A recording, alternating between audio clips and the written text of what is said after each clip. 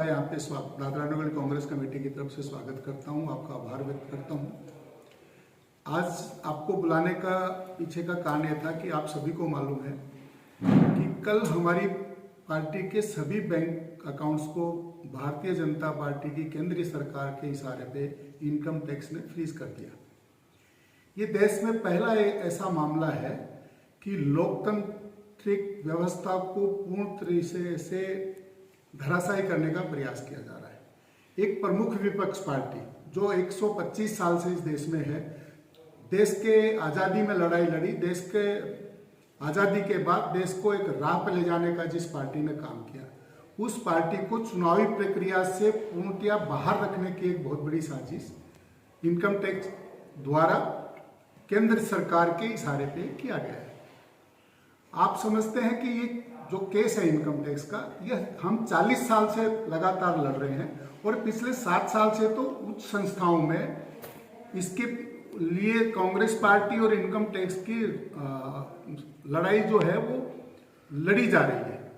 तो जब चुनाव प्रक्रिया शुरू हो गई, आचार संहिता लग गई, उसके बाद एक विपक्ष पार्टी, प्रमुख विपक्ष पार्टी को चुनावी प्रक्रिया से बाहर रखने के लिए रातों रात बैंक के अकाउंट्स हमारे सीज कर दिए गए। आप जानते हैं कि हमने जनता से पैसे ले लेकर के ये चुनाव लड़ने के लिए पैसे इकट्ठे किए थे।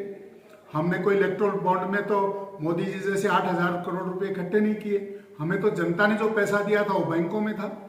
उस पैसों को हम चुनाव में यूज नहीं कर सके, इसके लिए रातों रात इस हमारे बैंक अकाउंट को फ्रीज कर दिया गया। राहुल जी ने सही कहा, एक डरा हुआ राजा मरा हुआ लोकतंत्र चाहता है, पर देश की जनता जागरूक है।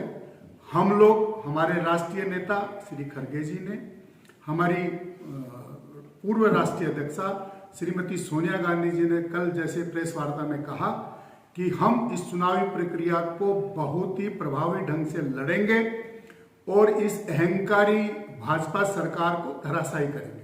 आप जान रहे हैं कि ये लोग कहते हैं कि हम 400 पार हैं। आप जब 400 पार हैं, आपको जीत का पक्का आपको निश्चय है, तो क्यों विपक्ष को आप बिखेर करना चाहते हैं? क्यों विपक्ष को तोड़ रहे हैं? क्यों पार्टियों को तोड़ रहे हैं? क्यों चुने हुए मुख्यमंत्रियों को आप जेल में डाल रहे हैं? इसका सीधा मतलब है कि भाजपा डरी हुई है। उन्हें मालूम है कि उनके जमीन के पैर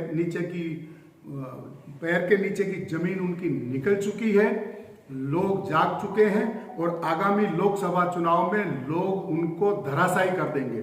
इसीलिए इस तरीके की असंवैधानिक कृत्य लगातार किए जा रहे हैं। कांग्रेस पार्टी डरने वाली नहीं है। बहुत मजबूती से, बहुत ताकत से हम चुनाव लड़ेंगे और हम जीतेंगे और इस देश की जनता को वापस उसी प्रकार का संविधान जो हम बचाने का प्रयास कर रहे हैं, जिस तरीके से ये संवैधानिक संस्थाओं को खत्म किया जा रहा है, सभी संस्थाओं पे कब्जा किया जा रहा है, ईडी हो, सीबीआई हो, इलेक्शन कमीशन हो, इन सब तमाम संस्थाओं को जिस तरीके से इन्होंने अपनी मुट्ठी में बंद किया है, हम देश की जनता के लिए इनको खोलेंगे, देश की जनता के लिए काम करेंगे और प्रभावी ढंग से हम चुनाव लड़ेंगे और जीतेंगे। और हमारे बैंक अकाउंट फ्रीज करने से हम डरने वाले नहीं हैं। हम जनता के सामने जाएंगे, जनता के पैसे से चुनाव लड़ेंगे और जनता के आशीर्वाद से इनको चुनाव हराएंगे। जय हिंद।